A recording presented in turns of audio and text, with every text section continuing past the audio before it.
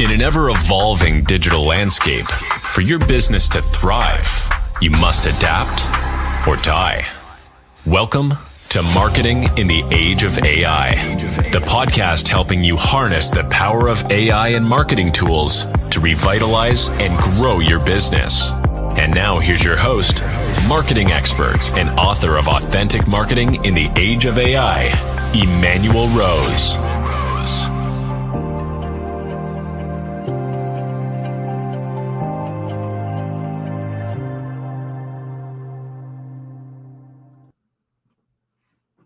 Welcome to this issue of Marketing in the Age of AI. Thanks for joining me.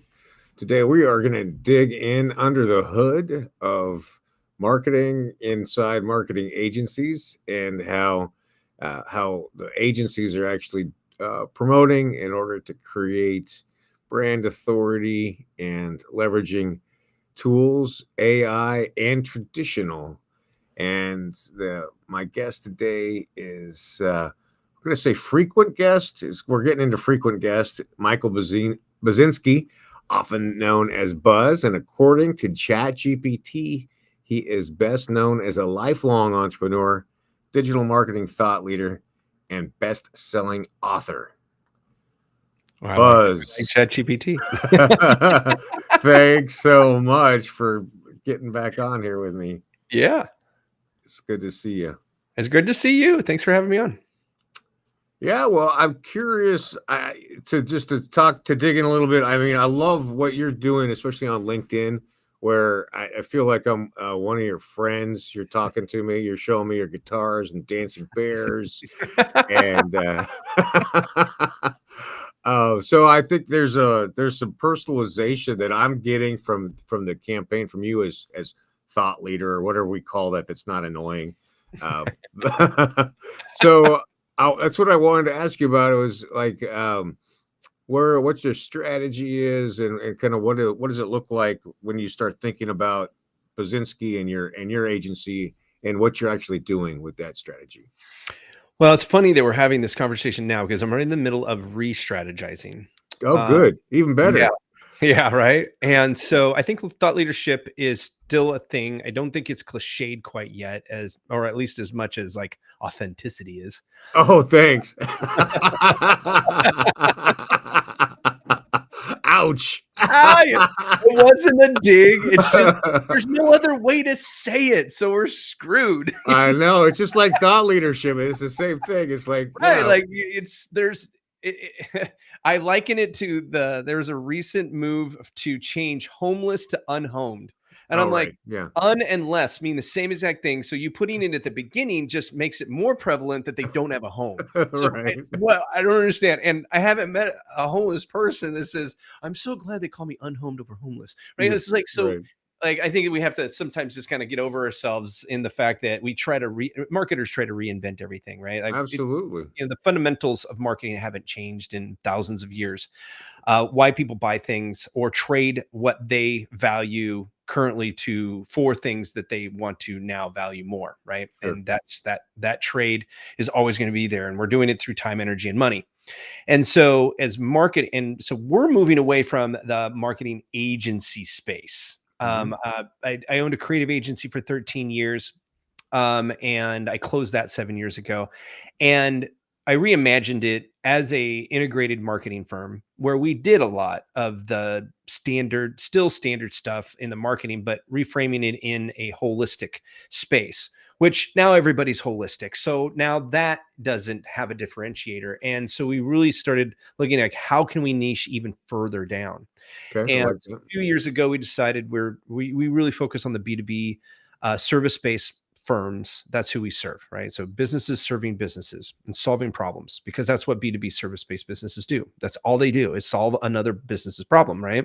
Yep. And so I have frameworks that I've created over the last 20 years and in perfecting my craft. And so this new age of buzzworthy is going to look even more like a strategy firm than a marketing firm. as we move into the lower mid-market, emerging and lower mid-market B2B firms, right? So we're looking at the 7-figure and the lower 8-figure space. 2 to 20 million is our target. Yep. We got clients all the way up to 100 million, but our message, getting it really focused in, and that's one of my frameworks, is focus, and using it on ourselves. It's even harder because when you're cheating. And so trying to reimagine and it all is not needed. It's not necessary. The fundamentals haven't changed. And with AI on the precipice, I think that the fundamentals are even more important. So we're going back and saying, okay, where is the noise versus the fundamentals that are going to help us through that? And really kind of simplifying the process of what does it look like and how can we do it consistently? Because I think in today's age, marketing firms are commoditized, right? We're a dime a dozen. It's very hard for agencies to differentiate themselves from anybody else. I hear it all the time, right? But the more that we find ourselves where our expertise is, like there's agencies that are really good at fulfillment, if you will, like doing the tactics, being the technicians. Yep. Other firms like ours, that those are fine, and we could dive into that. It's just not where my passion's at. Right. So going strategies and building the overarching frameworks in which these tactics serve, right? And I think that people need to realize that, as agencies specifically, that if you're an agency, you need to decide whether you're a tactics or a strategy, because tactics and strategy puts you in with a lot of people, and a lot of people who are underperforming because they're trying to do too much, right? Yeah. That's where you have to decide, what are you best at? There's a couple books out there that you can read about, like if you can't be the best, don't even do it, right? Being good is not good enough. You have to strive to be the top 3. And other people say you don't have to be the best, but be in the top 3, right? Be in the top 5 of all of the hundreds of thousands of people who call themselves marketers in just the United States, let alone the rest of the world, right? And so all of our all of our back end stuff is all about content. But everybody's spitting out AI content. Right. We're going back to the basics. And so I have a podcast, and it peaked at number 12 of all marketing podcasts in the United States. That's Not awesome. 12%, not 2%, 12. Yeah. I was like 6 removed from Gary V and Russell Brunson. Like, that's amazing. Okay, Yeah. right. This is good, right? But anybody who's doing a podcast, including you, if we're not getting a return on an investment as far as what we're looking for us, we want to connect with those B2B firms and CMOs and marketing directors within those firms looking to get a better strategy, right? Right. And we were getting 30,000, 40,000, 45,000 downloads a month, but no conversions. So we're re-looking at what's not working, right? And I think that that's like the call to action for everybody. Like, we're looking at 2026 right now. Yeah. We'll launch our initiatives Q4 of 2025 so that we have a whole 90 days of momentum coming into 2026. Anybody who starts planning 2026 in Q4 will be behind. Right. Right. And I think that people forget that. It's like, hey, it's working. Is it working as well as it can? Is that what you're going to do for the next year? Because if you wait till 2026 to do it, you'll only get about 2/3 of 2026 to use it. But if you start planning now, so the things that we have in place are not stopping, but by Q4, we're already going to be rolling into 2026 with the new strategy in 2025. Because I like it. what we're, a lot of us as firms, we see, right, Q3 is where we sign a lot of business, right? Q2, Q3, those are our hot spots for whatever reason, right? We do a lot of Q4 and Q1, we'll pick up some stuff, but like the big stuff, like I'm signing on a bunch of people this month, right? And it's just like, wow. And there are people that have been clients before, they're coming back to us. Folks who have been kicking the tire all summer, finally getting going, those types of things. People who are forward thinkers, the people who, that we align with in our core values and our culture. So we're in sync, and that's good, right? And that's who you want there. So I hope that answers your question. I know it was a long answer. No, it's good. That was a good, there's lots to chew on there. Well, let's talk about how you boil down your strategy that is strategic agency targeting 2 to 20 million CMOs. How do you then boil that inside your agency into a content calendar, for instance? Right. So the content, so I usually look at the content flywheel more than a calendar, right? Okay. Yeah. Because your frequency can change, but your flywheel won't, Right. right? And Yep. so we know that we have something with the podcast. So the Right. podcast is resonating, it just hasn't converting yet. So we have traffic and we just need to optimize conversion. So we're not reinventing anything on the podcast. And from the podcast is my voice. Right. Well, what better place to start with than the thought leader's voice? That's the power of the podcast right there. Right, right. And everybody So- should take note of that. If you don't have a podcast, get a freaking stop what you're doing today right now and start your podcast. Just start it. I mean, and for me, we used to, when I started a few years ago, we were all interviews and they were 45 minutes long and then they became 30 minutes. And we found that 20 minutes was the sweet spot. It might not be for you. If you're streaming, it's going to be a little longer. There's all sorts of stuff that go into that. And you need to get with a podcast marketing expert to help you with that. You need to get with an advisor to help you streamline your production if you're going to try to do it yourself, or what I say is like outsource it to somebody who that's what they do, right? Unless you're a media production house already and you already do that work, why are you going to add that to your bandwidth? You already don't have enough bandwidth. So we are looking at the flywheel in creating more bandwidth for Michael Buzinski so he can run a business and not a media house. Yeah. Right. Gotcha. Yeah. So with that, now for us, we brought my background is in media production. So I brought a team on that's dedicated to me, right? And my show. Now, are we offering that to our clients? No, it's not part of strategy. That's fulfillment. Got to stay away from the fulfillment. So unless I have a special client that's like, I just know that we're going to have to take care of that for a time being while we find somebody. Yeah, we might do that, but it's not going to be part of our core offering. Understood. Okay? And then that's what people need to realize. It comes down to one core offer.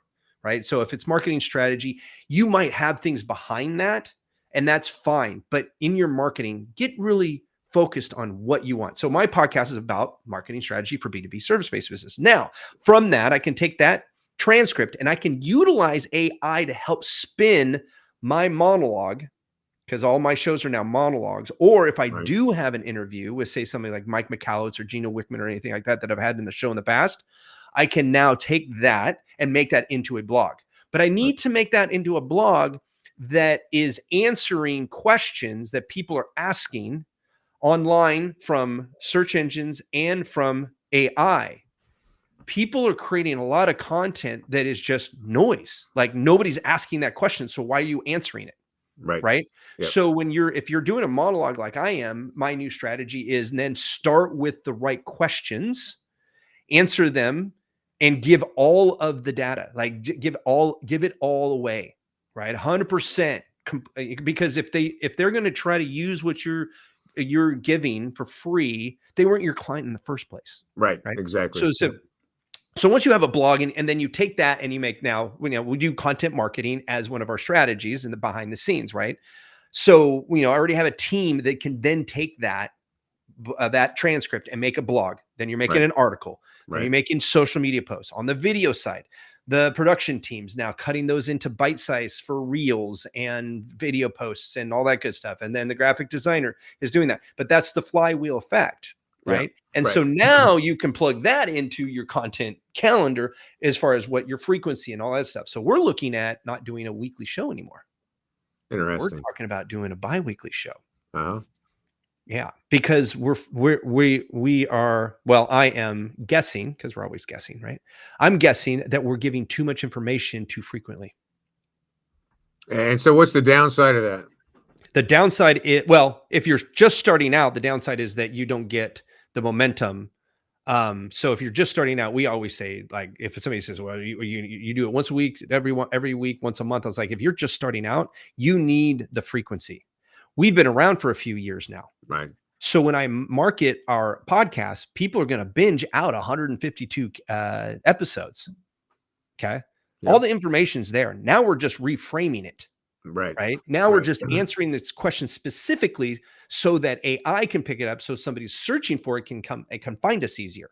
Right. Yeah, it's not about reinventing the wheel. Now it's just refreshing what we already have. And so if I can use those past episodes and promote those, I now have just as much visibility, right? Yeah. But if I was just starting out and I was doing every other week, now I don't have enough frequency and I don't have enough for people to binge. But you could binge my show for a week and still be having some episodes there. How many episodes do you have completed right now? 154 episodes now Nice. Yeah. on So, one podcast. And then we have 54 on my interview podcast, or the Buzzworthy Consultant podcast, where we kind of do what you and I are doing.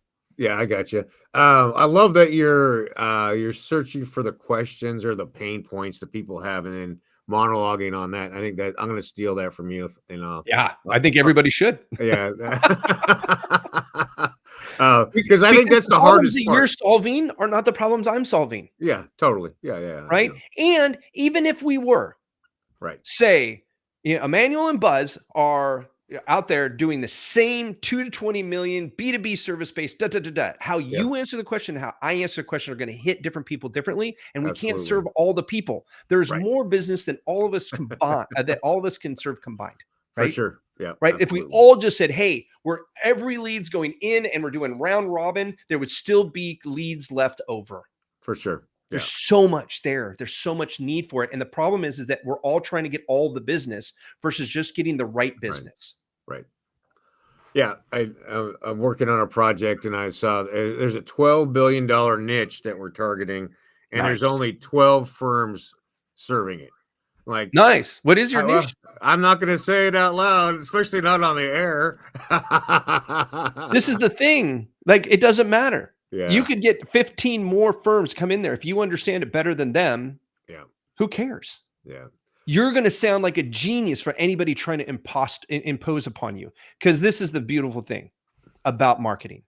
When you're good at what you do and you have a passion or a mission for who you serve, right, everybody else fades away. I had a client that they've been kicking around for like a year and a half, almost 2 years. Okay. They finally getting around to it and they started interviewing. And every time they interviewed with me, right to the top. And then they would go and look around, and then it would kind of get muddled up. And then they'd talk to me right to the top. And I got 3 calls from 3 different people from that company saying, you just talk to us because I resonate, because I'm being honest. I am being authentic, right? Right. In that authenticity, when people are trying to copy you, they come off bad. It's cardboard. And it makes you look even better. So sure. I challenge you to tell people who your target market is, because at some point you're going to have to, otherwise you're going to miss it. Right. Yeah. Okay. And using let them make you look better by being imposters. Yeah. They're not going to, I've seen it one too many times in too many industries. People try to knock you off. Guess what?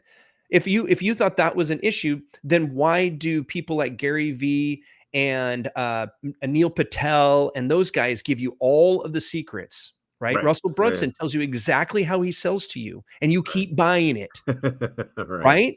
Yeah. And how many people have tried to knock him off? Well, right. They're just following his system, right? That's not right. And they can't knock him off because he's the guy, right? Yeah, right. So for us, we have a niche now. There's the 2 to 20 million is another mini blue ocean in there. Sure. And there's a reason why, though. And I just have process now that can serve that really well, so that if somebody wants to copy me, they're going to copy me, but they're just going to sound like everybody else that has copied me over the last 20 years. You know how many times I've been copied? Right. Like, I used to have agencies come to my seminars teaching people about digital marketing back in the 2000 aughts. Right. Their people, they would send their people to me, to my seminars and my lunch and learns and all that other stuff to go, so how do we do this? Right. Did I kick them out of the room? Absolutely not. Their clients are not my clients. Right. Their circles are not my circles.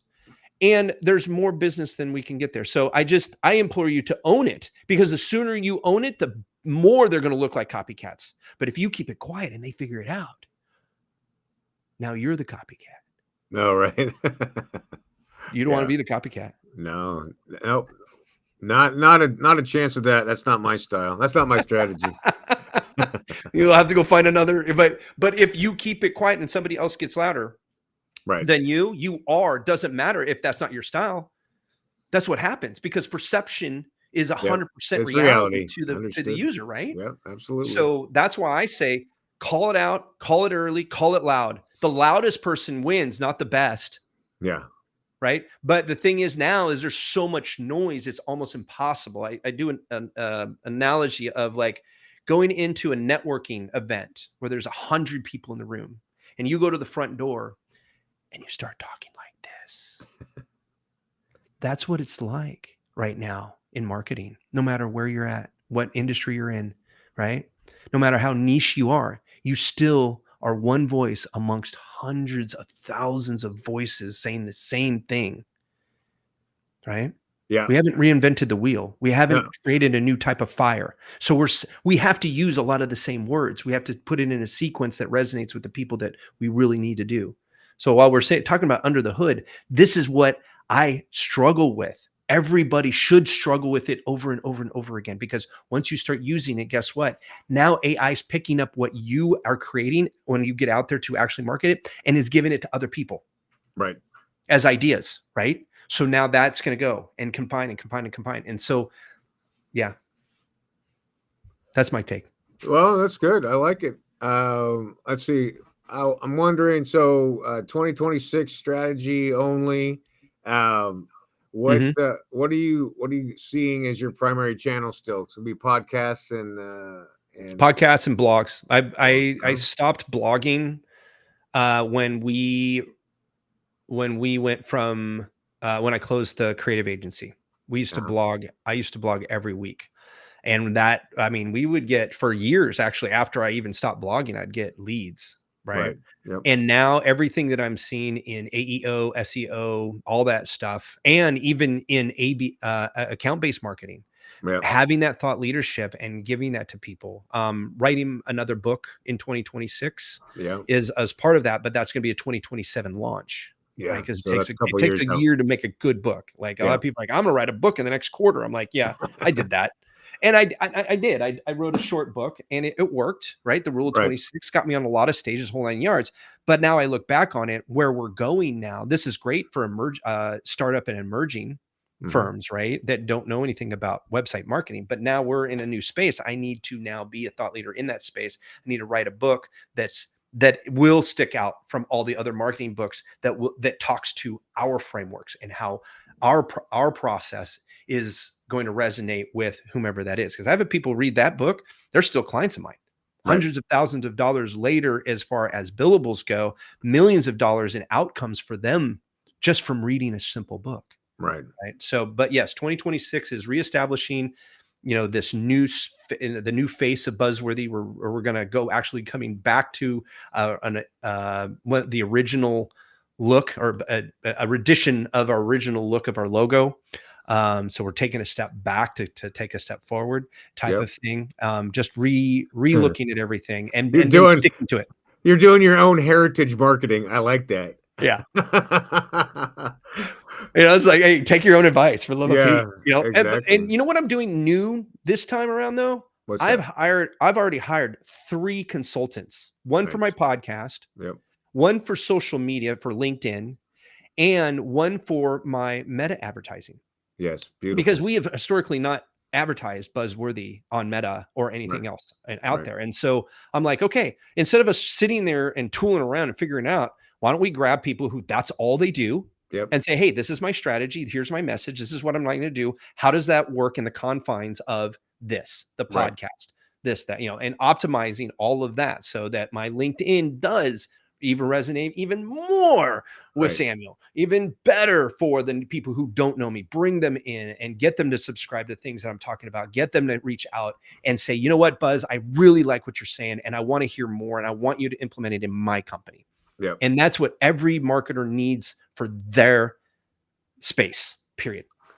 No, and I what I hear from that, and I also do this, which is the humility to say this is something we're not good at. We need to get help with it, even though it's in the marketing space, right? And you could be arrogant about it and say, no, we're gonna figure this out and grind it out. But the time horizons are totally off if you do it that way. I'm going to tell you right now. 20 years ago, I would have tried to figure it out because I Yeah. didn't have the money. But now we're in that space where you say, you're always looking at, do you have more time than money or more money than time? Right. Now I look at it is that I have time because I run my business better and I have the money.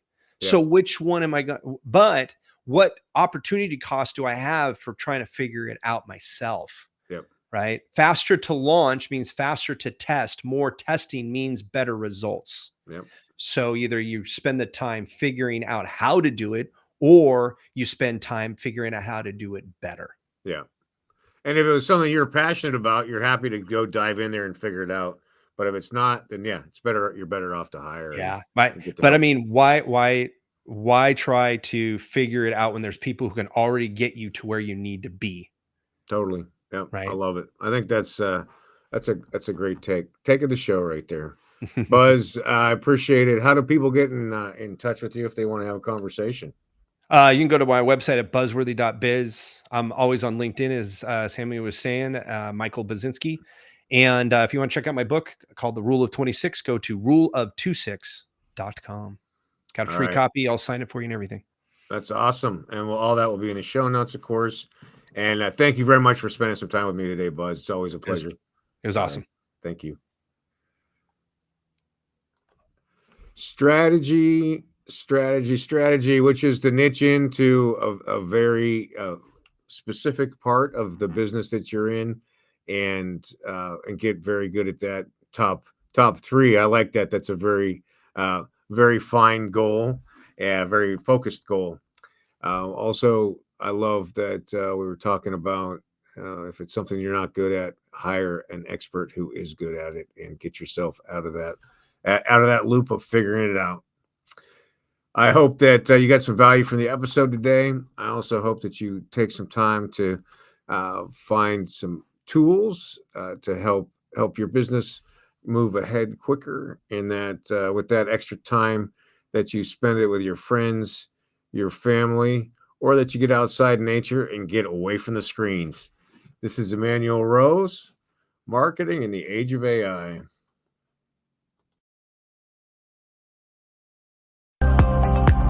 Thanks for listening to Marketing in the Age of AI. Be sure to subscribe wherever you heard this podcast so you never miss a future episode. Your copy of Authentic Marketing in the Age of AI is available at Amazon.com or EmmanuelRose.com. You can also connect with Emmanuel on LinkedIn. Thanks again for listening, and we'll see you